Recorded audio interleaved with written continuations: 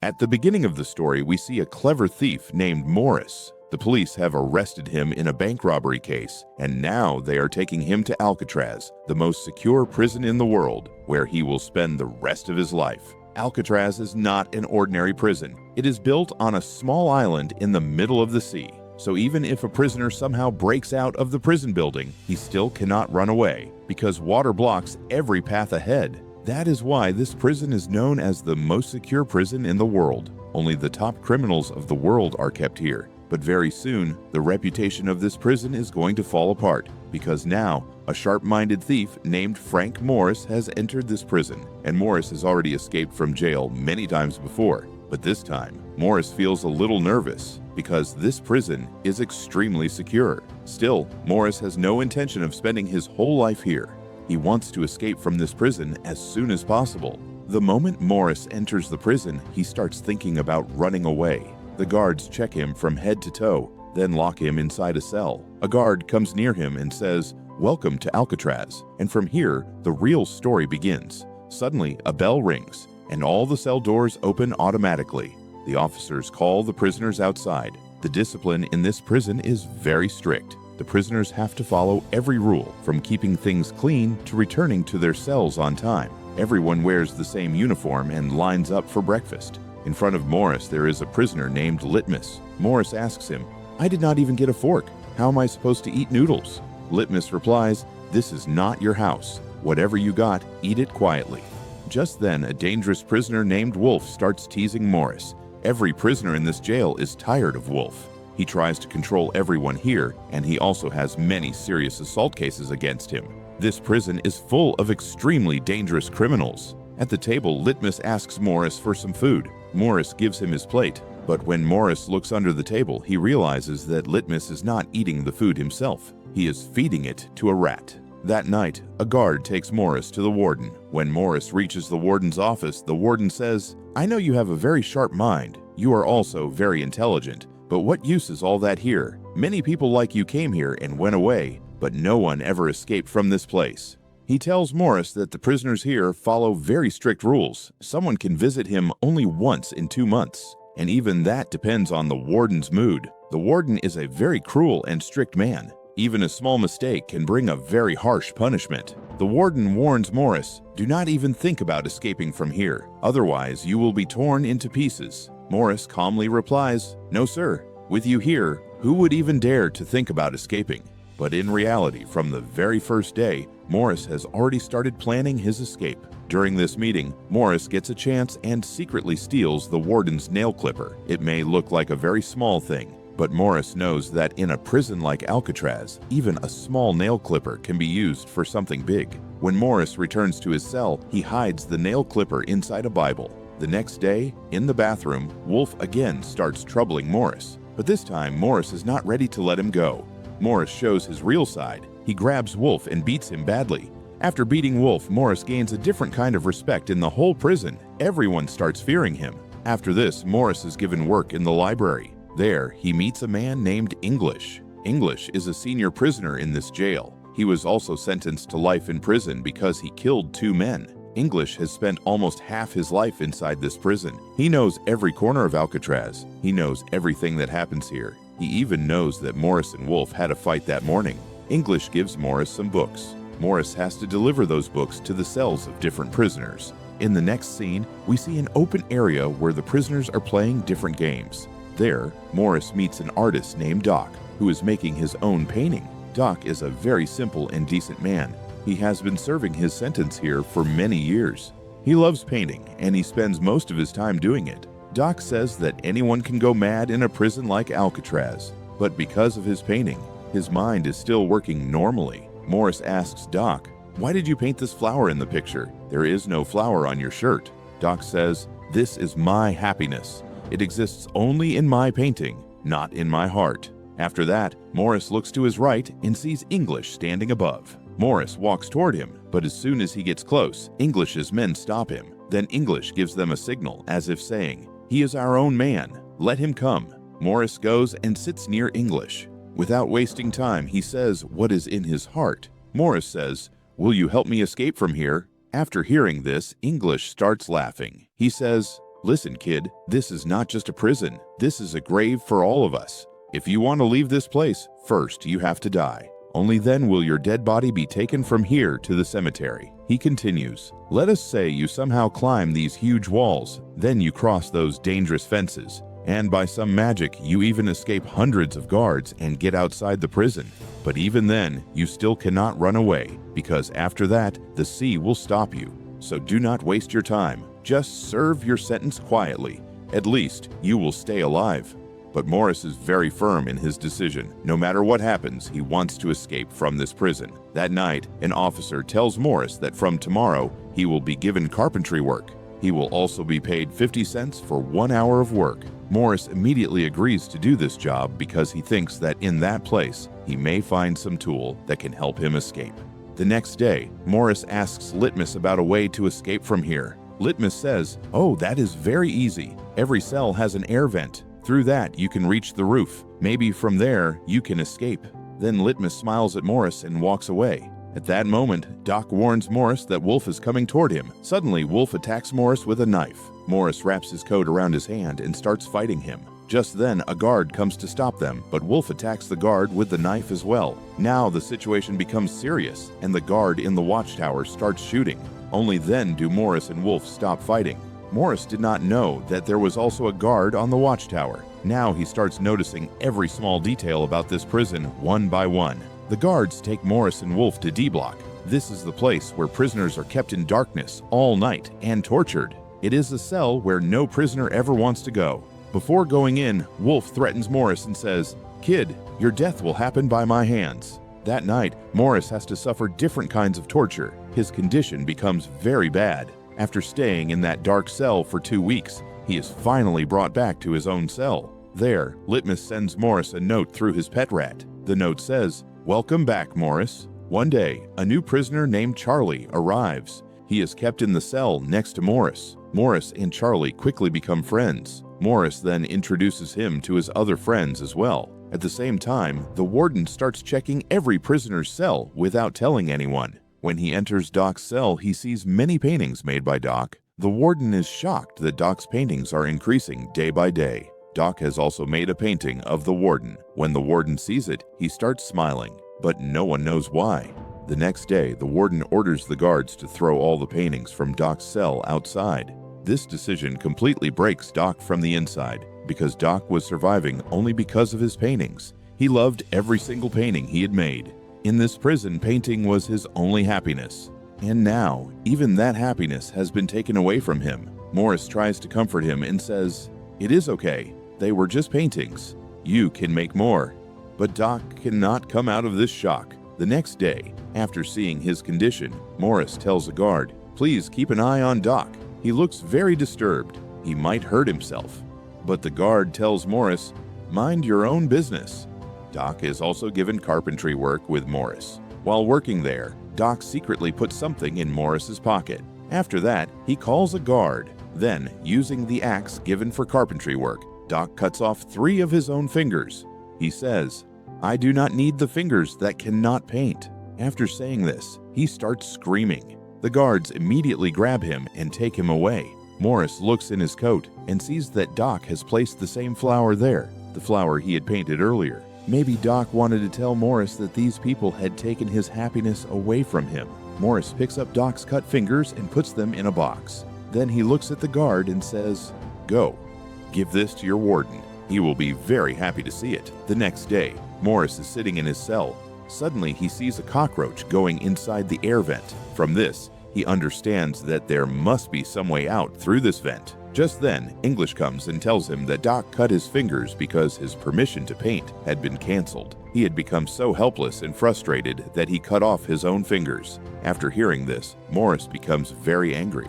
The next day, in the dining hall, the warden asks Morris, "Why are you supporting Doc so much?" Morris says, "There is nothing like that."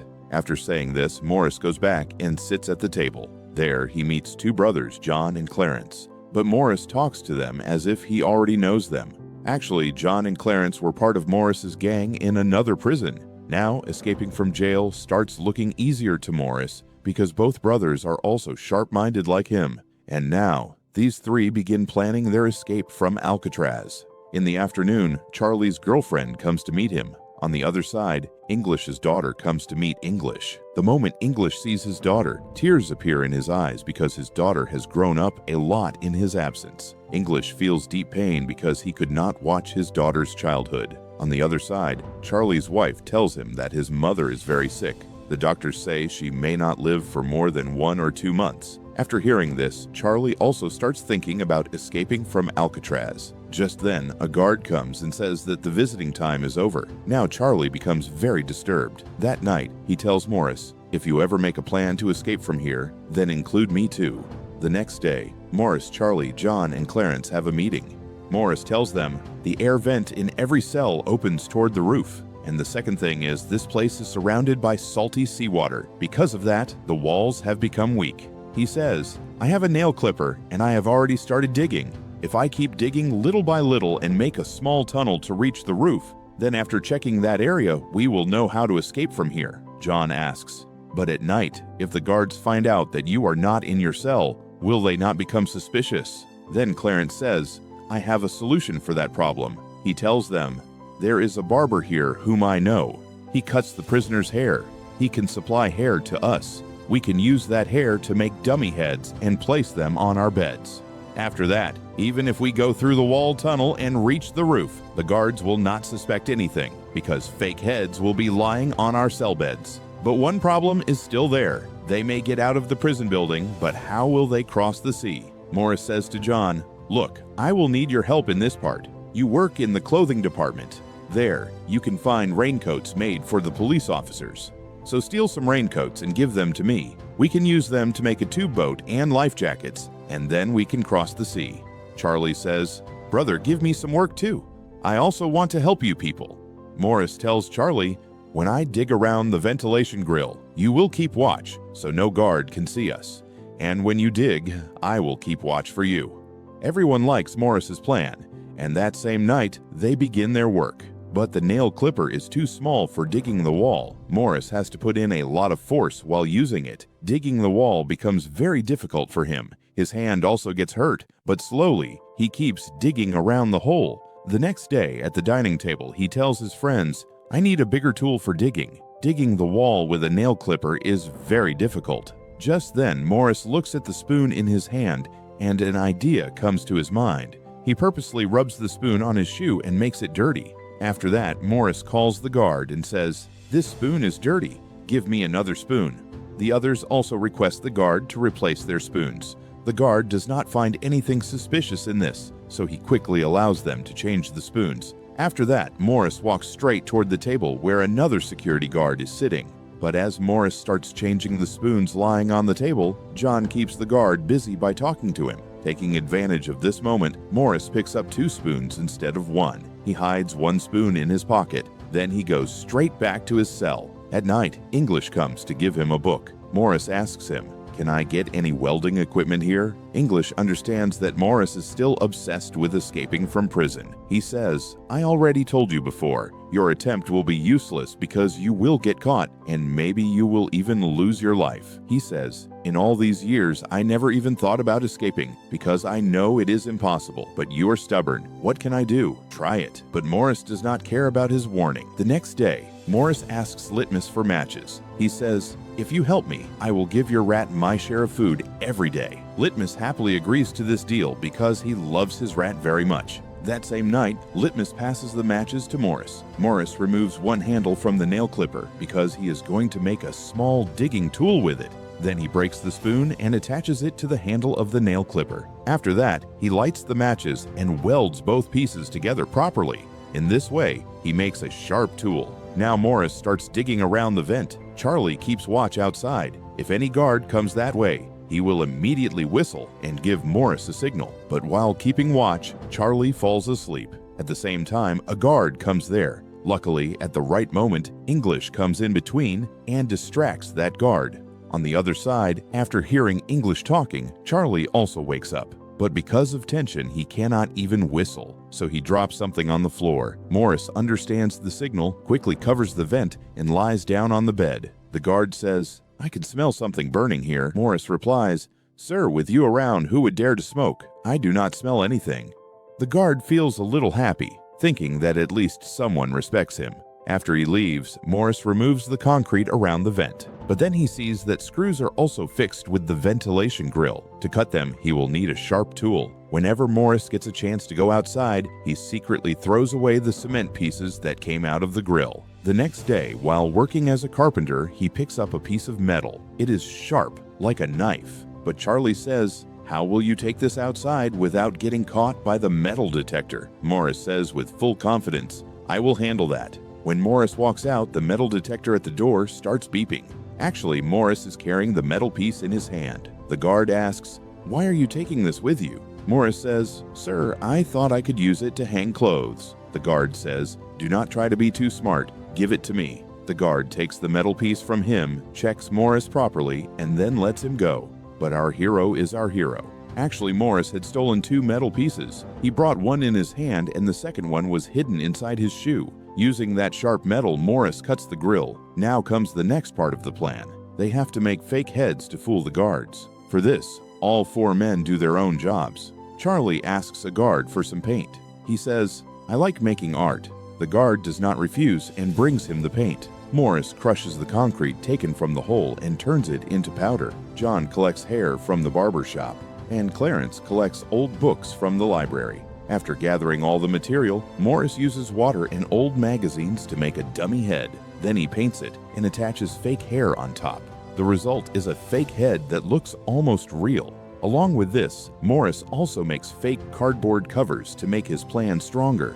This way, no one will be able to suspect that someone has made a tunnel in the front wall. One night, Morris decides to go up alone. For this, he places the fake head he made on the bed and covers it with a blanket up to the neck. Then he takes the fake cardboard cover and comes out through the tunnel. There, Morris holds the pipes and slowly climbs up toward the roof. On the other side, Charlie is keeping watch outside. After reaching the roof area, Morris sees that there is an iron grill above, but it is so high that even after jumping, he cannot reach it. Meanwhile, a guard comes and asks Charlie, "Why are you painting this late at night? And why did your friend Morris sleep so early today?" Charlie says, "Sir, Morris got tired while doing carpentry work today. That is why he slept early." Suddenly, the guard drops his stick. While picking it up, he notices that Morris's hair looks very strange. Charlie starts shaking with fear, thinking that today they are finished. The guard puts his hand inside Morris's cell and touches his hair. Then Morris says, "What happened, sir? Is my hair that beautiful?" Luckily, Morris had come down at the last moment and was lying there. The next day, Morris tells his friends, "There is a way on the roof, but it is blocked by an iron grill, and that grill is very high. I need one more person to help me." John says, "I have completely dug my vent. Tonight, I will also reach there. We will open the grill together." That night, Morris and John reach the roof area through their vents. John lifts Morris up, and Morris grabs the grill. John checks it and sees that the iron grill is very strong. It is completely welded. There is only one way to remove it. They will have to cut it with a drill machine. The next day, in music class, everyone is playing their own instruments. Suddenly, Morris notices a small fan kept there. After seeing it, Morris realizes that he can work on it and turn it into a drill machine. For this, he tells Charlie, "Somehow hide this fan and take it from here." Charlie easily hides the small fan inside his instrument box. When Charlie comes out, the guards even check his instrument box, but they do not notice the fan, and Charlie is allowed to leave. As soon as the fan reaches Morris, he starts working on it. After many hours, Morris turns that fan into a drill machine. That night, Morris and Charlie climb up to the roof area and start cutting the iron rod with the drill machine. The drill machine makes a loud noise. After hearing the drilling sound, the guards start coming upstairs. But before they reach there, Morris cuts one rod of the grill, and the drilling sound stops. When the sound stops, the guard ignores it and goes back. Now, all 4 of them have opened every route needed for escape. After this, they decide that on Tuesday night, they will escape from Alcatraz, the world's most secure prison, a prison from where no one has ever escaped before. The next day, they hold another meeting. This time, the meeting happens in the movie hall, where everyone is watching a film. Between the loud sound of the movie, Morris asks John and Clarence, "Is your vent ready? And what about the raincoats, the ones we need to make tubes and life jackets?" They say, "Everything is ready. Our dummy heads are also completely ready." Now we only have to escape." The next morning, during breakfast, Morris places the flower given by Doc on the table. When the warden sees this flower, he comes to their table and crushes it with his hand. Seeing this, Litmus becomes very angry because this flower was Doc's favorite and Doc is now dead. In anger, Litmus attacks the warden and says, "First, you killed Doc, and now you cannot even leave behind this small memory he gave us." But as soon as Litmus attacks the warden, he suddenly gets a heart attack and falls down. Morris becomes extremely angry at the warden, and the four men decide that they will escape that very night. Morris waits for midnight, so the guards' watch becomes a little weaker and they can escape more easily. At that moment, English comes to Morris's cell and gives him some books. Morris says, "I want to shake your hand for the last time." English understands that Morris has made a final plan to escape from here. He quietly leaves from there, but then something happens that Morris never expected. The warden suddenly comes to check his cell, almost like someone has told him about Morris's plan. Morris becomes very nervous because after months of hard work, everything is about to be ruined. The warden orders the guards to check every single corner of Morris's cell. The guard starts checking everything inside the cell, but Morris is not an ordinary prisoner who made some small and careless plan. His plan is clean, smart, and perfect. Even the warden, or the warden's grandfather, could not catch it. When the guard removes the suitcase from the exact place where Morris has made the tunnel for escape, Morris still does not get caught because he has already made a fake cardboard cover and fitted it perfectly into the wall. When they find nothing, the warden and the guards leave. But the guard tells the warden, "Morris and Charlie keep talking all night. I feel something is wrong." The warden says, "Fine. Tomorrow, change Morris's cell. Then they will not stay together and they will not be able to talk." The next day, at breakfast, Wolf threatens Morris again. He tells Morris, "Tonight will be your last night." Morris says to his friends, "This idiot is actually right. Tonight really will be my last night here." But in the afternoon, Wolf tries to attack Morris with a knife. Just then, English comes in between and grabs Wolf. Actually, English also wants to help Morris. Whether Morris succeeds or not, English wants to support him in his plan. That night, Morris, John, Clarence, and Charlie decide that they will come out through their vents and meet in the roof area. At first, Charlie agrees to escape with his friends, but as soon as he reaches his cell, he starts feeling extremely nervous. Sitting alone inside the cell, he decides not to become part of the plan. Meanwhile, the other three, Morris, John, and Clarence, come out through their vents and reach the roof area. The three of them wait for Charlie for a long time, but after a lot of time passes, they understand that Charlie is not coming, so they decide to leave him behind and move forward. According to their plan, the three of them start moving ahead. On the other side, Charlie is sitting in his cell, watching his dream of freedom slip away from his eyes. Morris, John, and Clarence slowly move forward while hiding from the searchlights. In this way, they quietly reach the end of the building. At the same time, courage suddenly rises in Charlie's heart. He also decides to escape. He comes out through his vent and reaches the roof area. But now, it is too late. He is alone, and he cannot reach that upper door by himself. This means he has lost his chance of freedom because of his fear. On the other side, the three men hang from a pipe on the roof and climb down to the ground. They avoid the eyes of the security guard sitting in the tower and reach the final wall of the prison. Then, one by one, the three climb over the fence wall and get out of the prison. Now they run quickly toward the edge of the sea. After reaching there, they take out the raincoats and start filling them with air using their mouths. Filling them with air by mouth takes a lot of time, but they have no other option, so the three put in all their strength, and somehow, they finally inflate the tube boat made from raincoats. Then they place the boat in the water. In this way, the three men destroy the reputation of Alcatraz and escape from the world's most secure prison. The next morning, a guard starts checking every cell. At first, everything looks normal to him, but when he reaches Charlie, he sees Charlie standing in his cell like a ghost. Deep inside, Charlie is blaming himself. He is thinking, "If only I had shown a little courage last night, maybe I would have escaped with the others."